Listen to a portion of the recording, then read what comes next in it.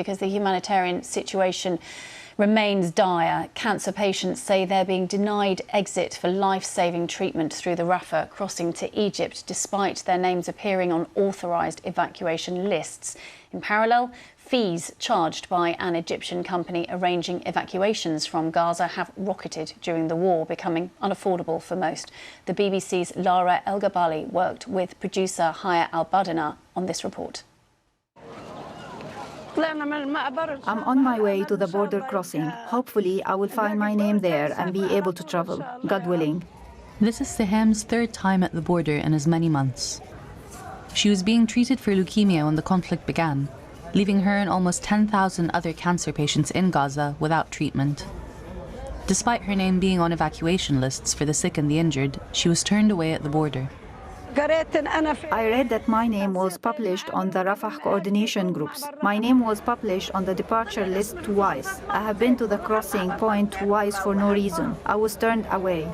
Siham's name appeared on this list for evacuation to Turkey on November 19th.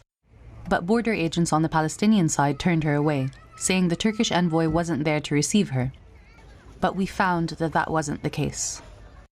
Mona Ashurafi was being treated for breast cancer and was on the same evacuation list as Siham. She was allowed to leave to Turkey for treatment that day and was even able to bring her 2 daughters with her. After I got through the crossing onto the Egyptian side, I saw the Turkish consul waiting for us, and I knew I was going to Turkey. We've spoken to 2 other cancer patients who say they've been turned away at the border, despite their names being on evacuation lists. Officials in Turkey told the BBC that they are not involved in approving the exit of patients from Gaza, and that they are willing to treat as many patients as they receive. Only 600 cancer patients from Gaza have managed to leave since October 7th. Israel vets who is allowed to leave Gaza. The Israeli Ministry of Defense told us they have no restrictions on the number of patients allowed to leave for medical treatment. Palestinian border authorities declined to comment on Siham's case. But it seems there are other ways to leave Gaza. A lucrative monopoly has emerged from the war, with one Egyptian travel agency, Hala, charging Palestinians $5,000 per person to exit Gaza within 1 to 2 weeks.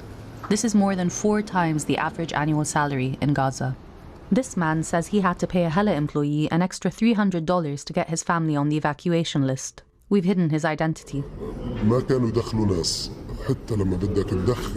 They weren't letting anyone in.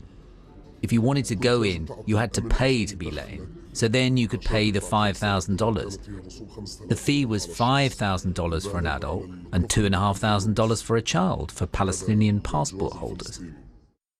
He is one of 10 people who told us they made extra payments of up to $4,000 to Hala employees to get their families evacuated. But it seems the best connected in Gaza can leave without paying at all. We found the names of Palestinian citizens on an evacuation list meant for Egyptians. One of them told us they were helped to get on the list by someone with political connections. Neither Hala nor the Egyptian Foreign Ministry responded to our questions. In Gaza, time is running out for Siham, whose cancer is spreading. We are suffering now. My medicine is finished. I'm so tired. I can hardly see in front of me. No blood tests or anything. My chemotherapy ran out a long time ago. Without the money or connections, many patients like Siham have been left behind.